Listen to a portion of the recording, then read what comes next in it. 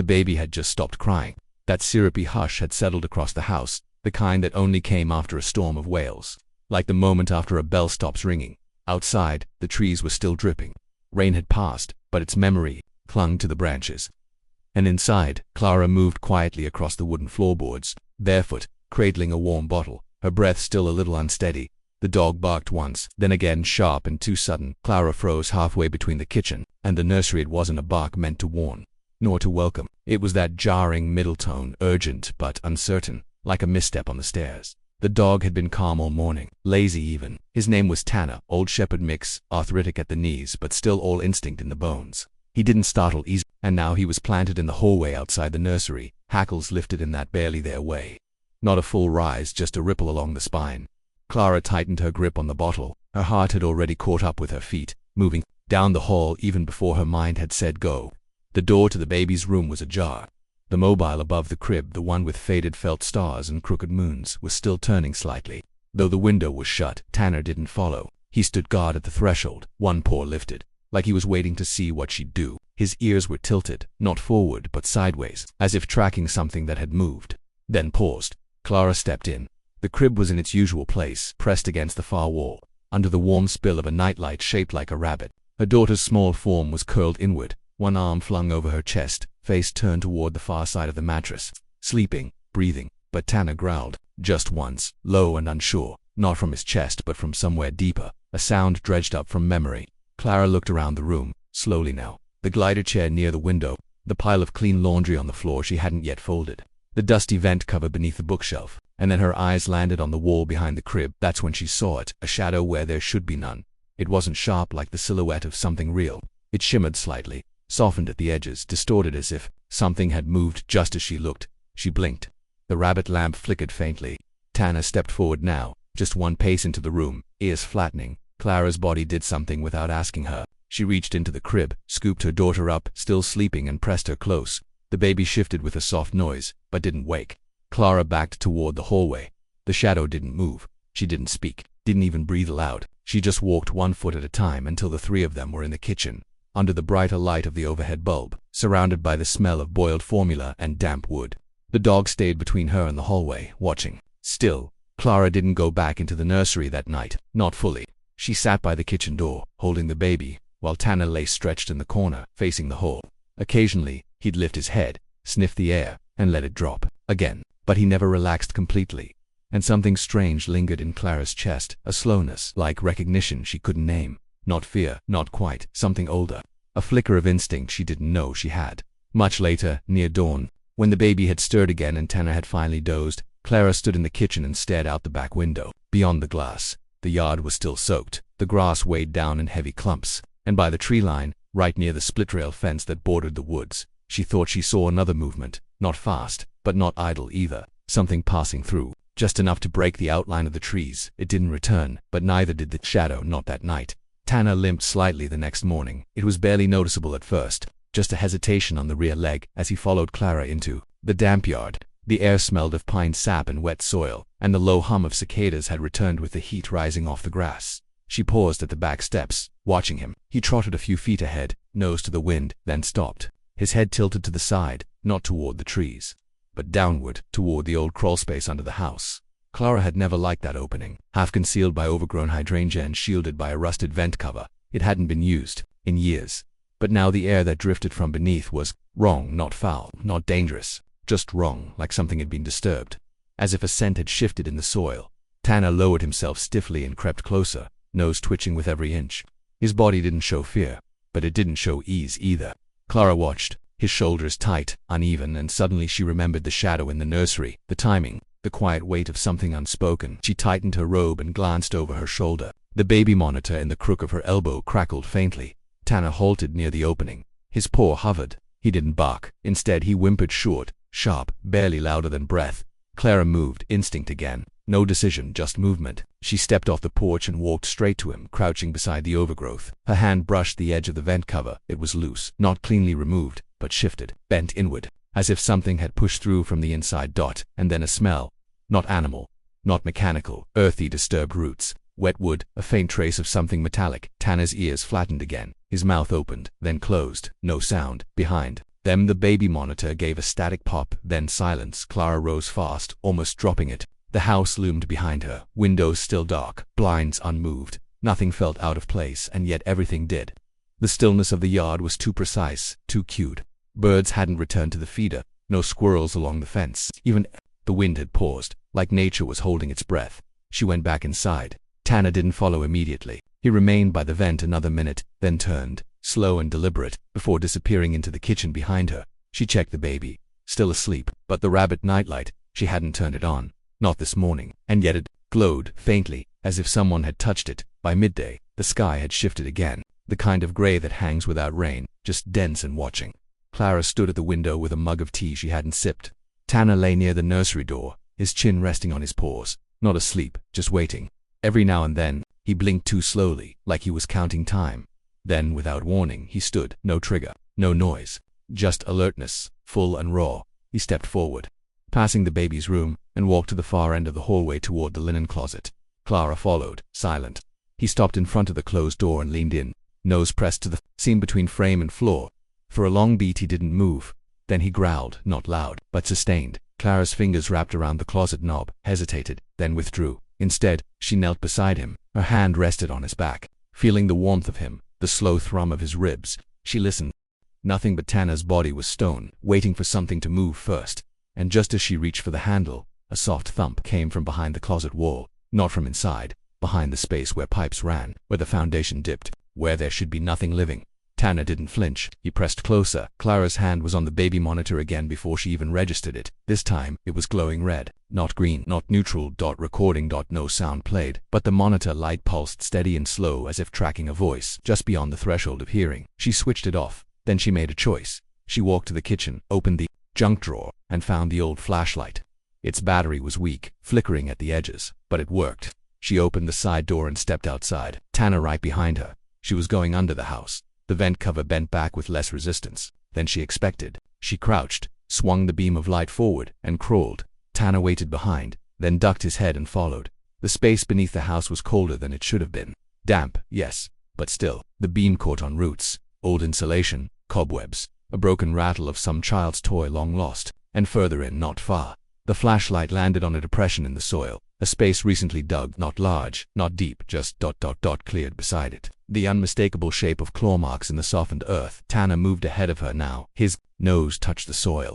Then he looked up at her, not afraid, not warning, waiting. There was something buried here, and for the first time since the shadow, Clara realized it might not be something from outside coming in. It might be something returning to where it had always been. The rain had stopped, but the house still carried its scent, damp plaster, old soil, something faintly metallic rising from the floorboards. Clara didn't sleep. She sat on the couch with her daughter asleep in her arms. Tanner pressed against her leg like a shadow, stitched to her side. She hadn't turned off the kitchen light. It hummed gently, offering no comfort. At 4:17 a.m. the baby stirred. Clara rose to change her and walked past the nursery door without looking in. Her steps were slow, precise, but when she reached the changing table in the guest room, something shifted. Tanner didn't follow. She turned her head. He was in the hallway, rooted in place again, his body angled toward the nursery. Head low, ears like antennae drawn to something she couldn't hear. His body wasn't tense, exactly, more alert in a way that felt expectant. Not fear, not this time. Something closer to waiting. Clara gently lowered the baby into the basket beside her bed. The child gave a half cry, then resettled, breathing soft through her nose. Clara stepped back out, toward Tanner, toward the hallway. The door to the nursery was slightly ajar again. She hadn't left it that way. She glanced down. Tanner's paws were wet, just the tips. Not soaked from outside, but from something recent, like he'd stepped into a shallow bowl of water and forgotten to dry off. Clara reached out and nudged the nursery door with 2 fingers. Inside, nothing had been touched. The crib still empty, the rabbit lamp still flickering with its soft yellow glow. But something felt looser in the air, like a thread pulled too far in fabric. She took a step in. Tanner didn't follow. The window was open now, just a crack, an inch of air, no more, but enough to explain the faint breeze that moved the mobile. Enough to explain the tracks on the sill mud, to faint paw prints. Not canine. Something else. Clara backed away again, closed the door carefully, then locked it, not because she believed it would matter, but because the action gave her hands something to do. She looked down at Tanner, who stared at the floor, as if ashamed. At sunrise, she made a choice. She and the baby went to the backyard. It was quiet there, with the trees slick and gleaming under the soft gold light. The lawn hadn't been mowed in weeks. Her husband used to do it before he left. For work trips he hadn't been back in 4 days. Clara didn't ask anymore. She stood barefoot in the grass, her daughter wrapped in a sling across her chest, and just watched the woods, not waiting for something to happen, just waiting to understand. That's when Tanner bolted. No bark, number growl, just sudden movement, sharp and clear, straight across the yard toward the fence. Clara's breath caught, instinctively bracing the baby against her body, but Tanner didn't reach the fence. He stopped halfway, rigid. Something had moved behind the trees, a flicker of fur between two trunks, not large, not fast, but it stopped, too, as if it knew it had been seen. Clara couldn't tell what it was, not a coyote, not quite. The ears were too short, the shape too still. Then she saw the second pair of eyes, lower, closer to the ground. There were 2 of them. The first creature, the one that had watched from the woods, didn't approach, but it didn't leave either. Tanner stayed frozen, not snarling, not charging, just still, as if he were offering something not even he understood, an unspoken truce, or a question. Then the smaller creature stepped forward. Slowly. It was not a pup, not a baby. Something in between. Its ribs showed. Its eyes were wide. It paused at the edge of the yard, looked at Tanner, then at Clara, then back at the trees, as if checking. Clara took 1 step forward. The creature flinched, but the older one, the one still in shadow, let out a low sound barely audible, like breath shaped into warning. The smaller one froze, ears turning toward the sound. It didn't move again. Then the forest swallowed them both. Tanner returned to Clara's side, panting, not from exertion but from something harder to name. His eyes weren't triumphant. They were heavy, as if he'd just remembered something important from long ago and didn't know what to do with it that night. Clara unlocked the nursery window, just an inch. She didn't know why, but she placed a single slice of bread on the sill, nothing else. Then she turned off the lamp, and in the quiet, a breeze moved through the open inch of glass, brushing past the felt stars and moons, and for a moment, just one, the mobile didn't spin randomly. That turned once, and stopped, pointing directly at the crib. Rain returned in the early hours, not heavy, but enough to soften the ground and smear the view from the kitchen window. Clara stood barefoot, on the cold tile, her daughter asleep again in the crook of one arm, the dog still awake by the threshold of the hallway. He hadn't moved much. Every so often he'd lift his head as if testing the air for something Clara couldn't sense. His eyes were alert, not frightened, but waiting. The nursery door remained closed. She hadn't dared open it since the flicker of movement behind the crib. Morning brought no clarity, only more stillness. Clara watched as a pair of magpies landed on the fence outside, chattering briefly before flying off toward the woods. Beyond them, the tree line held steady, damp and silent. She opened the back door, just enough to let the wind in. It carried the scent of wet bark and disturbed earth, along with something else, something metallic. Clara wrinkled her nose. The scent was faint, but it reminded her of an old rusted tool left too long in the rain. Tanner shifted behind her. His tail thumped once against the floor, not in greeting but in notice. He stood, joints cracking faintly, and moved toward the open door with a caution that caught her breath. He paused at the threshold, nose lifted, ears back. Then he stepped into the yard, pause, sinking into the soggy earth. No hesitation, just purpose. Clara followed him out with the baby still held tight. She didn't plan to. Her feet simply moved. Tanner walked to the edge of the yard where the grass met the fence, the same spot where Clara had seen something move the night before. He stopped there, lowered his head and began sniffing slowly along the base of the fence. His body language had shifted, no longer bracing, but curious. Something had been there, yes, but it hadn't stayed, or it hadn't meant to harm. She stepped closer and saw it to a patch of disturbed earth. The grass was pressed, flat paw prints visible, but not from Tanner. These were larger, wilder, clawed and deep, as if the animal had turned sharply or been limping. A trail led under the bottom slat of the fence, into the woods. Tanner didn't follow it. He just sat, ears forward, watching the trees, and then he let out a single, low whine. Clara crouched beside him, the baby murmuring softly against her shoulder. Her knees were damp now, pressed into the softened earth. She reached out and touched the fence post, more to steady herself than anything. That's when she noticed the thread of fur caught in the wood grain. Coarse, gray-black, not from Tanner, and not from anything domestic. The drizzle thickened. Small droplets began to cling to her eyelashes, to her daughter's wisps of hair, and then a sound, faint, from the trees. Not a growl, not a cry, a dragging sound. Clara stood slowly, shifting the baby higher against her chest. Her hand brushed Tanner's back. The dog was completely still now, breathing slow, eyes fixed, into the green. Whatever he saw or remembered, held him. Something came into view between 2 birch trunks. Just for a second it was large, four-legged, matted, and limping. Then it was gone, but it hadn't fled. It had stepped back, not in fear, but caution. It had seen her, seen the baby, seen the dog, and chosen not to continue. Clara didn't speak. She didn't move. Her pulse had risen in that silent way. Not panic, but a deep ancestral alertness. Not everything that comes from the wild is threat, but everything from the wild comes with memory. She and Tana returned to the house slowly, neither turning their backs to the woods. She closed the back door with care, clicked the lock without sound. Inside, the world seemed smaller, condensed. By knowing later while placing the baby back in her crib, this time with the door ajar.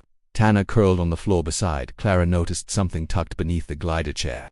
It hadn't been there yesterday, a child's sock, but not her daughter's. Older, muddied, one heel torn. The dog raised his head. Clara knelt and picked it up. Heart caught in her throat. It smelled of wet fur and pine. Clara turned the sock over in her palm. The fabric was damp, the fibers coarse with burrs and dried mud. It was small enough to belong to a toddler, yet too weathered, too lived in to be from her own child's world, one still enclosed in warm sheets, lullabies, and filtered air.